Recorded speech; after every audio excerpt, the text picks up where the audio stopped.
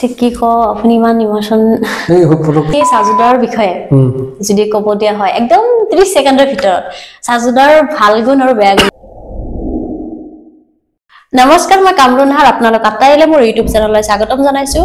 আজি মোৰ লগত উপস্থিত আছে অসমৰ জনপ্ৰিয় অভিনেতা তেখেতৰ নাম হল বিপ্লৱ দত্ত দাদা মোৰ চেনেললৈ স্বাগতম জনাইছো নমস্কাৰ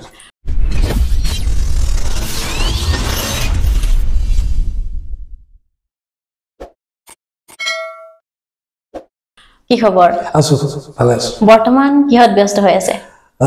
বৰ্তমান কাম কৰি আছো দূৰদৰ্শনৰ দুখন চিৰিয়েল কাম কৰি আছো গান এটা কাম কৰি আছো এনেকৈ চলি আছো আপুনি যেহেতু লাষ্ট হুদৰখন থিয়েটাৰত আছিলে যোৱা বৰ্ষত সেই থিয়েটাৰৰ অভিজ্ঞতা তিতা মিঠা অভিজ্ঞতা কেনেকুৱা আছিল থিয়েটাৰৰ তিতা মিঠা ধেৰ অভিজ্ঞতা সেইখিনি ক'বলৈ গ'লে বহুত সময় লাগিব মানে থিয়েটাৰ মোৰ দুবছৰ মই থিয়েটাৰত থাকি মই শিকিলো কিছুমান বহুতখিনি আৰু যেতিয়াও মই নতুন থিয়েটাৰ দুটা বৰ্ষ থিয়েটাৰত গৈ মই অসমৰ সকলো চিনাকি মৃদুল চুতীয়া তেখেতৰ মই কাম কৰিবলৈ সুবিধা পালোঁ আৰু গোটেই ষ্টাফটোৱে কিন্তু তেখেতক পাৰ্টিকুলাৰ কিয় কৈছোঁ কাৰণ তেখেতৰ লগত কাম কৰিবলৈ পোৱাটো মোৰ কাৰণে বহুত ডাঙৰ কথা আছে তেওঁলোকৰ পৰা শিকিবলৈ পোৱাটো আৰু তিতা মিঠা মানে কি হয় তুমি ভাবিবলৈ যিটো ভাল কৰা ভাল বেয়া কৰা লগালগ বেয়া ৰিজাল্ট তুমি তাতে পাবা লগালগ ফিডবেকটো পায় আৰু তুমি ধৰি লোৱা ভৰি ভাগিলেও বেয়া হ'লেও ঘৰত কোনোবা ঢুকালেও অভিনয় কৰিব লাগিব 9 মাহৰ এগ্ৰিমেণ্টৰ ভিতৰত তুমি যিখিনি কৰিব লাগে তাত তুমি মানে ঘৰত কিবা কিবি হ'লেও এক্সিডেণ্ট হ'লেও তুমি আহিব নোৱাৰা কাম কৰিব লাগিব সেই আৰু ভালো লাগে বেয়াও লাগে আপোনাৰ থিয়েটাৰত থাকি আটাইতকৈ ভাল লগা মোমেণ্টটো কোনটো আছিল আৰু আটাইতকৈ বেয়া লগা মোমেণ্টটো কোনটো আছিলে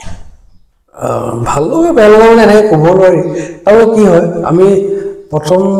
সুদৰ্শনৰ প্ৰথম বৰ্ষ যিটো ষ্টাফ আছিল খুবেই মানে ছাপৰ্টিভ আছিল আৰু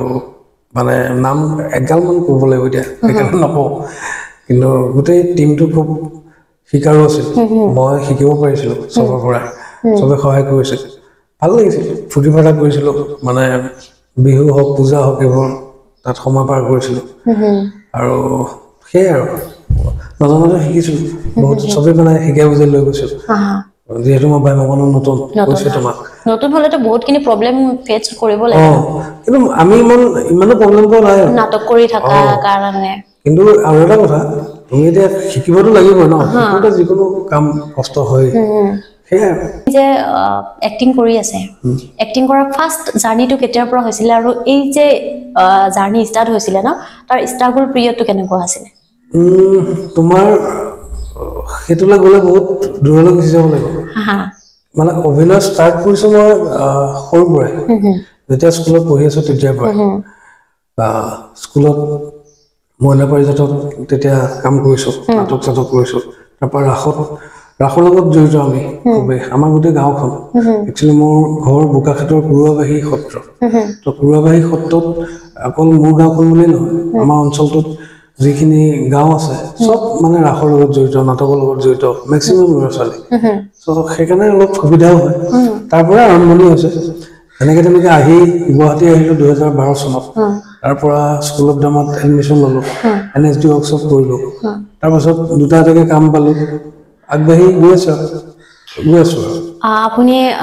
নাটকৰ পিছত চিৰিয়েলত যে কাম কৰিলে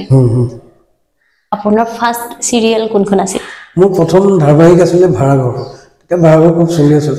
12-13 চনৰ কথা এটা তো ভাড়াঘৰত মই কামটো মোক দিছিলে সাজুদা চবে চিনি পায় সাজু আহমেদ অভিনেতা সাজুদাই মোক ফটককৈ ফোন কৰিলে শ্বুটিং এটা আছে কৰিবি নেকি মোৰ জীৱনৰ প্ৰথম তো মই আৰু নাচ কৰাই নাই পুৰা এক্সাইটেড আৰু কি সোধাই নাই মই তাক সোধাই নাই যে কি শ্বুটিং কৰিব লাগিব কি কৈছে যে মই গৈ আছোঁ তই মোক পিক আপ কৰ মই সি মোক পিক আপ কৰিলে তাৰপৰা দুইটা গ'লোঁ গৈ শংকৰদেৱ ষ্টুডিঅ' লৈ গৈছে মই একো দেখাই নাই শংকৰদেৱ ষ্টুডিঅ' প্ৰথম দেখিছোঁ সেই সময়ত ভাড়াঘৰ খুব হিট তো মই বোলো বাহ ভাড়াঘৰত ওলাম আৰু তো চৰিত্ৰটো সৰু আছোঁ তথাপিতো মানে কামটো কেইবাদিনৰ আছিল আৰু ভাল লাগিছিলে প্ৰথম নিজকে টিভিত দেখিছিলোঁ সেইসময়ত চবেই চাইছিলে মানে গাঁৱৰ পৰা ফোন আহিছিল মাহঁতে ফোন কৰিছিল সো তেনেকৈ কিন্তু তেনেকৈ আৰম্ভ হ'ল কিন্তু নাটক আৰু কেমেৰা এই দুটা মঞ্চৰ কেমেৰা এই দুটা বহুত ডিফাৰেন্স হয় ডিফাৰেন্ট প্লেটফৰ্ম মানে আপোনাৰ ডিফাৰেন্ট কাৰ্যকলাপ বিলাক বেলেগ বেলেগ হয় নাটক কৰা মানুহ এটা কিন্তু কেমেৰা আগত আহি ইমান সোনকালে কেমেৰা ফেচ কৰিব নোৱাৰে বহুতেই কনফিউজ হ'বলগীয়া হয় সেইটো ক্ষেত্ৰত আপোনাৰ ফাৰ্ষ্ট যেতিয়া কেমেৰাৰ সন্মুখত আহে আপোনাৰ কেনেকুৱা এটা ফিলটো কেনেকুৱা হৈছিলে কেনেকুৱা এটা মানে প্ৰথম কাম হিচাপে ভয় লাগিছিল আৰু সেইখিনি সময়ত কি আছিল আৰু আমি নতুন আছিলো কাৰণে এতিয়াও নতুন বাৰু কিন্তু তেতিয়া একেবাৰে নতুনটো তো মানে কৈ দিছিল যে এনেকে সভা লোক কোড দিব লাগে নাজানো তেতিয়া আৰু সেইখিনি সময়ত ডাইৰেক্টৰে বৰ ধুনীয়াকে বুজাই দিছে আৰু সাজুদাটো আছিল ৰাজুদাও আছিল দোকানে জয়ন্ত দাস তেখেতো আছিল সো ইমান ভয় লগা নাছিল কিন্তু এখিনিতে আপুনি যেটো সাজু আহমেদৰ তেখেতৰ নাম কৈছে আপুনি সাজু আহমেদ মানে কেতিয়া লগ পাইছে তেখেতক আৰু সাজুদাৰ লগত কেনেকুৱা সম্পৰ্ক মোৰ মানে ষ্টাৰ্টিংয়ে সাজু আহমেদ মানে 13 বছৰত তাক লগ পাইছো আৰু সেই যে শুটিং কলে সি এদিন মোক লগ ধৰিলে তাৰমানে সি তাক লগ পালো ৱৰ্কশ্বপত এনএছডি ৱৰ্কশ্বপ এটা জ্যোতিনাৰায়ণ নাথ ছাৰৰ ওচৰত এটা ৱৰ্কশ্বপ লৈছিলো তাতে তাক লগ পালো আৰু তেনেকে মই কথাখিনি অলপ শ্বৰ্টকে কৈছো তাক লগ পাই সি এদিন কাম এটা কৰিব লাগে কৰিলো তেনেকে লগ পাওঁতে হঠাৎ এদিন ৰুমমেট হৈ পৰিলো তো ৰুমমেট যি হলো বা 9টা বছৰ একেলগে থাকিলো থাকিলে ককাই ভাই নিচিনাকে থাকিলো আৰু গুৱাহাটীত গাৰ্জেন বুলি ক'লে সি আছিলে প্ৰথম অৱস্থাত তাৰপিছত এতিয়াও আৰু এনেকে ভাল বিপ্লৱ দত্ত এজন অভিনেতা তেখেত মানে প্ৰেমৰ ক্ষেত্ৰত কিমানখিনি প্ৰেমত পৰিছিল ক'বলৈ ধেৰ কিবা কিবি ক'ব প্ৰেম মানে মই গুৱাহাটী আহিয়ে প্ৰেমত পৰিছো গুৱাহাটী আহি স্কুলত ড্ৰামাত এডমিশ্যন লৈছো তাতে বৰ্তমানৰ মোৰ পত্নী পিংকি কলিতা তেওঁক লগ পাইছো তেখেতে মানে কি এক্টিং লাইনত জড়িত আছে এক্টিং কৰি আছিল আৰু এক্টিঙৰ জৰিয়তে লগ পাইছো কিন্তু এতিয়া এক্টিং নকৰে মানে আঁতৰি দিলে আৰু দুইজন নালাগে বুলি কিন্তু প্ৰথম সেয়াই 12 চনৰ লাষ্টত স্কুলত ড্ৰামাত লগ পাইছো 10 বছৰ প্ৰেমৰ পিছত 11 বছৰ বিয়া পাতিছো আৰু আজি এবছৰ হৈছে বিয়া পতা মানে 12 বছৰ এক যুগ কিন্তু প্ৰেমৰ যিখিনি এটা দীঘলীয়া যাত্ৰা 12টা বছৰ এতিয়া 12টা বছৰ আপোনাৰ সম্পূৰ্ণ হৈ আছে তো হাঁহি ধেমালি খং বহুত কাজিয়া কান্দন হেনেকুৱা থাকে ধেৰ থাকে তো আপোনাৰ তাই মানে বয়ে কৰা আটাইতকৈ স্পেশাল মোমেন্ট আপোনাৰ স্মৃতি হৈ থকা কি আছে মানে কেনেকুৱা বয়ে কৰা বুলি নহয় আমাৰ মানে যিখিনি পাৰ হৈছে তুমি তেতিয়া লাজ লাগিছিল এতিয়া ক'বলৈ ভালে লাগে আমাৰ এনেকুৱা ৰেকৰ্ড গৈছে যে কাজিয়া লাগি গণেশগুৰিৰ পৰা খোজকাঢ়ি গৈ এটা আগে এটা পিছে বেলতলা পাইছোহি জুতিলিয়ালি বা কোনোবা দিনা একদম নয়নপুৰ পাৰ হৈ যাওঁ খোজকাঢ়ি আহি এনেকুৱা হৈছে বহুত কিন্তু ইছুটো কি আছিলে মানে এনেই কিবা কিবি KFC যেতিয়া প্ৰথম ষ্টাৰ্ট কৰিছে জুতিলিয়ালি আমি মানে গৈছো আৰু তাতে গোটেই স্কুলত আমাৰ ল'ৰা ছোৱালী সৰহভাগে গৈছো তাতে কিবা এটা কাজিয়া লাগি মই মোবাইলটো তুলি আনিলো বুজিছা এই তেনেকুৱা ধেৰ গৈছে কেতিয়াবা খঙতে হেলমেটটো ঠেকেচা মাৰি ভাঙি দিছো তাৰপিছত চাইছো দেখোন ধেৰ মানুহ চাই আছে মোক বৰ লাজ চাজ লাগে তাইক মনে মনে কওঁ বহা যাওঁ দিয়া বাদ দিয়া কাজিয়া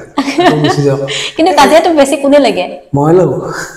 মানে পুৰা কথাবিলাক কোনে মানে হেৰি থাকে খং মই উঠে খং আপুনি বকি থাকে মানে মই বেছি খং উঠে কেলে জানো এতিয়া কমিল এতিয়া কমালো বহুত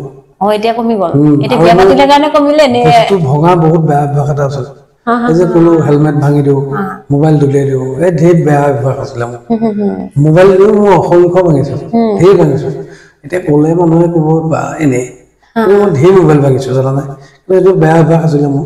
এতিয়া নাই এতিয়া এৰিলো ঘৰত কোন কোন আছে ঘৰত মোৰ মা ভণ্টি দুজনী মানুহজনী আপোনালোকে মানে পাঁচটা এতিয়া মহিলা সমিতি মই অকলে পুৰুষ কিন্তু আৰু এটা কথা জানিব বিচাৰো যে আপুনি যেহেতু গাঁৱৰ পৰা গুৱাহাটীত আহিলে এই যে গুৱাহাটীত আহিয়ে আপুনি এক্টিঙৰ লগত জড়িত হ'বৰ কাৰণে চেষ্টা কৰিছিলে কোনো ধৰণৰ জব কৰা নাছিলে বা কিবা কৰা নাছিলে কিন্তু সেই সময়ত আপুনি কেনেকে ভাড়া ঘৰত মানে থাকিলেতো ৰুম ভাড়া দিব লাগিব বা খোৱা লোৱাৰ কাৰণে থাকে এইখিনি ঘৰৰ পৰা আনিছিল নেকি নাই নাই নাই ঘৰৰ পৰা দিব পৰা নাছিলো মই তেতিয়া প্ৰথম মোৰ কি জানা মই দাদাজনক কৈছিলো যে মই গুৱাহাটী যাব লাগে চটকে কৈছো যে গুৱাহাটী যাব লাগে কিবা এটা কাম দে মোক তাত তো দাদাজন গুৱাহাটীতে থাকে সি মোক এটা কাম দিলে আৰু এগ্ৰিমেণ্ট প্ৰথমতে যে মই 3 মাহে কাম কৰিম তো মানে মোৰ ধান্দা আছিল যে মোৰ এক্টিঙত কিবা কিবি ইফালে স্কুল অফ ড্ৰামা কিবা কিবি বিচাৰি পুচাৰি এডমিশ্যন ল'ম কিন্তু সেই 3 মাহ মানলৈ মই এটা কাম কৰিম বুলি ঘৰৰ পৰা আহিছো সো ভঙাগড়তে মই এটা গেষ্ট হাউছত প্ৰথম অৱস্থাততো মই চকীদাৰ হিচাপে মানে সিকিউৰিটি হিচাপে আছিলো সৰি চকীদাৰ নহয় সিকিউৰিটি হিচাপে আছিলো তাৰপিছত 9 দিন কাম কৰিছো সিকিউৰিটি হিচাপে তাৰপিছত মালিকে মোক নিজে ক'লে যে মেনেজাৰ এজন মোৰ দৰকাৰ আৰু তুমি যেহেতু নতুনকে বিএ পাছ কৰি আহিছা তো মেনেজাৰ কামটো কৰিবা সেইসবটো মোৰ মতলবে নাছিল মেনেজাৰ কৰিলো কিন্তু কামৰ প্ৰতি কোনো ধান্দা নাছিল ইন্টাৰেষ্ট আছিল মোৰ বেলেগত তো লাহে লাহে স্কুল অফ ড্ৰামা বিচাৰিলো মোৰ বন্ধু কল্প তাৰ জৰিয়তে সিও বেচাৰা বহুত হেল্প কৰিলে মোক এইবোৰ ক'লে বহুত সময় যাব এতিয়া তো মোৰ বন্ধু কল্পৰ জৰিয়তে মই স্কুল অফ ড্ৰামাত আহিলো তাৰপাছত লাহে লাহে স্কুল অফ ড্ৰামাত পঢ়ি থাকোঁতে মই সেই কামটো এৰি দিলো তাৰপৰা বন্ধু কল্পৰ লগত ৰুমমেট হিচাপে আহিলো তেতিয়া মোৰ তো তুমি বিশ্বাস কৰা বন্ধু কল্পয়ে ৰুম ভাড়াও দিয়ে খোৱা বোৱাও মিলে মই এনেকৈ হৈ যায় মই মানে ক'ৰবাত কিবা কিবি অকণমানে খৰচ কৰিব পাৰোঁ অকণমান ইফালে সিফালকে বাকি খৰবা খেহঁতৰ লগতে মিলা মিলিকে চলি লাষ্টত শ্বুটিং পাবলৈ ল'লো এটা দুটাকে তাৰপাছত সাজুদাৰ লগতো কৈছো মই ৰুমমেট হিচাপে আহিলো তাৰপৰা তেনেকে মুম্বাই কিয় গুচি গৈছিল কেতিয়া গুচি গৈছিল মাজতে মুম্বাই গুচি গৈছিলো মই মানে কাম চাম সেয়া ঢেৰ কিবা কিবি কাম কৰাৰ পিছৰ কথা 18 চনৰ কথা নেকি এইটো 17-18 কথা হয় দিয়া মই ভাবিলো যাতে ইয়াত আৰু এক্টিং কৰি নাথাকো তাৰমানে ঘৰখনো চলাব লাগে ঘৰতো ঢেৰ কাহিনী এইটো অসুবিধা সেইটো অসুবিধা ফোন আহে দেউতাৰ বেমাৰ আৰম্ভ হৈছে আৰু তো দেউতাই কাম কৰিব নোৱাৰা হৈছে তো বেয়াও লাগে সেইবোৰ এৰি পেলাই মই বোলো নাই কিবা এটা কাম কৰিবলৈ গুচি যাওঁ মই হোটেল মেনেজমেণ্ট কৰিবলৈ গুচি গৈছিলো মুম্বাই আৰু মই কামো কৰিছিলো পুনে চহৰত মই দা কোৰিয়ান ৰিজৰ্ট বুলি এখন ডাঙৰ হোটেলত 5 ষ্টাৰ হোটেল এখনত কাম কৰিছিলো তাৰপাছত তাতো গৈ আকৌ এই এক্টিঙে লাগিলে মানে লিংকটো নেহেৰালে জানানে কিন্তু এটা সময়ত মই আকৌ গুচি আহিবলগীয়া হ'ল গুচি আহি থিয়েটাৰে গুচি গ'লো বাৰে বাৰে থিয়েটাৰ গৈ মাতৃভূমি বুলি থিয়েটাৰখন মই প্ৰথম থিয়েটাৰ গৈছিলো এখন নচলিলে 4 মাহমান চলি বন্ধ হৈ গ'ল তাৰপিছত আৰু নাই সেই তাত যোৱাৰ পিছতে মই সুদৰ্শনত পাইছো তাৰপিছত সুদৰ্শনত 2 বছৰ কৰিছো বাকি আৰু তাৰ মাজে মাজে কাম কৰি আছো কেমেৰা কাম আপুনি বৰপেটা এখন শ্বুটিং কৰি আছিল আৰু সেইখিনি সময়ত আপোনাৰ দেউতা ঢুকাইছিল বৰপেটাত মই শ্বুটিংটো কি হৈ আছিল পাহৰিছো দেউতাৰ লগত কথা পাতিছো যে কাইলৈ মই গৈ আছো ৰাতিপুৱা গৈ আছো ফাইনেল 6টা বজাত মই ওলাই আহিম তুমি বিশ্বাস কৰা 6টা বজাত মই বাছ ষ্টেণ্ডত পাইছো সেইটো সময়ত মোলৈ এনেকুৱা কিছুমান ফোন আহিছে মই নিজে ভাবিছো যে কিবা এটা হৈছে মানে নোহোৱা ঘটনা এটা ঘটিছে ঢুকাইছে বুলি মই ভবা নাই 6টা বাজিছে তাতে সৰু দোকান এখন খুলিছে জাষ্ট পানী বটল উলিয়াইছে মোক খুব পিয়াহ লাগি থকাত মই পানী বটল এটা লৈ খুলিছো খাবলৈ লৈছো মোৰ মন যোৱা নাই খাবলৈ পিয়াহ লাগি থকা মানুহটো খাবলৈ মন নগ'ল জানা নাই মই নাখালো বন্ধ কৰিলো গাড়ীত উঠিলো বেক টু বেক ফোন আহিছে বেক টু বেক মই এটা সময়ত চিঞৰ হৈ গ'লো যে মোৰ কিবা এটা হৈছে ডাঙৰ 8টামান বজাত গম পাইছো নলবাৰীমান পাইছো মই যে দেউতা ঢুকালে মানে 8টা মানত ফোন আহিছিল মানে তেতিয়াই ঢুকাইছে অলপ আগতে ঢুকাইছেতো 6টা পাছত 6টা পাছত ঢুকাইছে মই কৈছো পানী বটল খাবলৈ ইচ্ছা যোৱা নাই সেই ডেট টাইমত দেউতা ঢুকাইছে আৰু সেই কথাটো মই পিছতহে ভাবিছো কিন্তু সেইটো সময়ত মানে আহিছো নলবাৰী পাইছো তেতিয়া মই খাটাং হৈছে যে দেউতা ঢুকালে তুমি বিশ্বাস কৰা মই মানে জালুকবাৰী গ'লে মোৰ চকু পানী নাইকিয়া হৈছে মই চিঞৰি কান্দি দিছো বাছতে ইজনে মোক বিচিছে সিজনে মৰম কৰিছে বুজাইছে চবে গম পাই গৈছে অকণমান ঢুকাইছে বুলি তাৰপৰা যেনে তেনে আহি মই 3 ঘণ্টা 3.5 ঘণ্টা জাৰ্ণি কৰি আহি গুৱাহাটী পাইছোঁ। কিন্তু আপুনিতো অকলে আছিলে? অকলে আছিলোঁ। 9:30 10টামান বাজিল গুৱাহাটী পোৱালে। তাৰপিছত আকৌ যাব লাগিব মই বোকাখাট। বোকাখাটত ইফালে ৰৈ আছে মানুহ। তুমি বিশ্বাস কৰা মই কেনেকৈ খানাপাৰা পালোঁ, কেনেকৈ খানাপাৰাত গাড়ী ঠিক কৰিলোঁ, ঘৰ পালোঁগৈ, মই পাত্তাই নাপালোঁ। তো ঘৰত গৈ পাইছোঁ, দেউতা চোতালত শুৱাই থৈ দিছে। ধেৰ মানুহ, 1500 মানুহ। তাৰপিছত মা ভণ্টি দুজনী। মই যোৱালে মানে গোটেই মানুহৰ অৱস্থা নাই। মই গৈ পাইছোঁ, যেতিয়া সেইখিনি মোৰ বুকুৰ মাজত সোমাই চিঞৰি চিঞৰি কান্দিছে, তুমি বিশ্বাস কৰা মই এতিয়াও বুকুখন কিবা খুন্দা মাৰি আহে। মানে সেই সময়টো বহুত বেলেগ সময়তে পাৰ কৰিছিলোঁ মই। আৰু সেইটো সময়ত মানে মোৰ এই মানুহবিলাকৰ সৰগ ভাঙি পৰে বুলি মই মানে হেৰুৱাই পেলাইছিলোঁ। মই কি কৰিম মই পাত্তাই পোৱা নাছিলোঁ যে কি হ'ব মই এতিয়া। মানে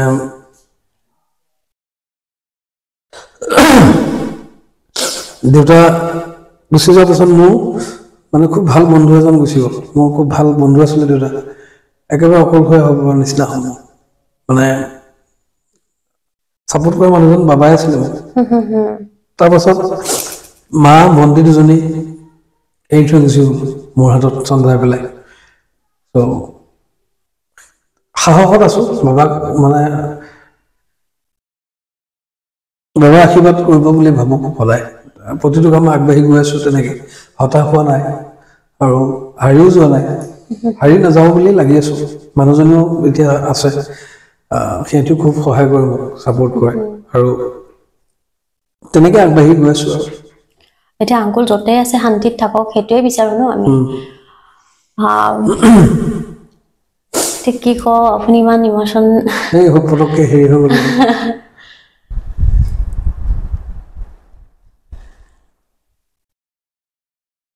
বাকী ঘৰত তেতিয়া আপুনি মেইন মানুহ বা ল'ৰা মিথুন মানে ঘৰত মানে 4জনী মহিলা আৰু মই অকলে। বহুতখিনি কষ্ট হয় চলিবলৈ। কষ্ট মানে এটা চাবলৈ গ'লে একো নাই। তুমি চোৱা, য'ত যাৰ লগত মাক থাকে, যাৰ লগত মানুহজনী থাকে, যাৰ লগত ভনীয়েকত থাকে, তাৰনো কি অসুবিধা হ'ব পাৰে। ইমান ধুনীয়া ছাপোৰ্ট দিয়ে দেই। আৰু মোৰ একোৱে নাই, তথাপিতো চব আছে। বাকী আপোনাৰ ফিউচাৰ প্লেনিং কি? প্লেনিংটো ধেৰ আছে কিবা কিবি, কিন্তু বৰ্তমান এনেকৈ আগবাঢ়ি গৈ আছোঁ। মই কৈছোঁ তোমাক, মোৰ সৰুকৈ ব্যৱসায় এটা আছে গুৱাহাটীতে। মানুহজনী ষ্টাৰ্টিং কৰিছিল বাৰু তাই, তো এতিয়া দুয়োটাই জড়িত হৈছোঁ। সেই ব্যৱসায়টো অকণমান ডাঙৰ কৰিব লাগে। আৰু মোৰো কামবোৰ লাহে লাহে আহি আছে। এবছৰ জুনৰ লাষ্টৰ মানৰ পৰা মোৰ এতিয়া কাম ষ্টাৰ্ট হ'ব। গতিকে থিয়েটাৰ যিহেতু নাযাওঁ, কিছুমান কাম থিয়েটাৰ কিয় নাযাওঁ মানে এনেকুৱা কাৰণ নাই, কিন্তু মানে মোৰ ওচৰলৈ মই যিহেতু নতুন, মোৰ ইমান চিনাকিও নাই, তো ডাঙৰ ধেৰ থিয়েটাৰ মোৰ ওচৰলৈ নাই অহা। কিন্তু যিকেইখন থিয়েটাৰ আহিছিলে, কথা পাতিছিলে, মোৰ বৰ বিশেষ পচন্দ নহ'ল আৰু সেইকাৰণে মই নগ'লোঁ। এবাৰ ফাইনেল গ'লোঁ, নাযাওঁ। তাৰপিছত নাযাওঁ আৰু কাম আছে, ধেৰ কাম আছে কিবা কিবি। আৰম্ভ হৈছেই, কৈছোঁ তোমাক, দূৰদৰ্শনৰ 2খনকৈ চিৰিয়েলৰ কাম কৰিলোঁ মই। তাৰপাছত কাঞ্চন বুলি এখন চিৰিয়েলৰ কাম চলি আছে। গান এটা কাম কৰিলোঁ সেইদিনা, শিখা বৰাৰ তোমাৰ ভাৱনাই বুলি গানটো আহি আছে। গানটো খুব এতিয়া ৰাইজে ধুনীয়াকৈ চাব পাব আৰু ভাল গান এটা আহি আছে। ভাল গান আহি আছে। তাৰপাছত এয়া প্লেনিং বুলি বেলেগ একো নাই। চিনেমা এখনৰ কথা চলি আছে, বাকী নাটকৰ কথা চলি আছে, সেয়াই। বাকী আপুনিতো এতিয়া কৈছিলে যে বহুত ষ্ট্ৰাগল কৰিবলগীয়া হৈছিল, কিন্তু এনেকুৱা কিছুমান আছে, এনেকুৱা কিছুমান এক্টৰ বা এক্ট্ৰেছৰ লাইফ হিষ্ট্ৰী আছে যে নাখাই থাকিবলগীয়া হৈছে, বা শ্বুটিং কৰিব আহিলেও মানে ভাড়া নাথাকে, বা শ্বুটিঙৰ পৰা যাওঁতে ভাড়া নাথাকে। এনেকুৱা চিটুৱেশ্যন আপোনাৰ লাইফত হৈছে নেকি? আৰু ইভেন শ্বুটিং কৰি উঠি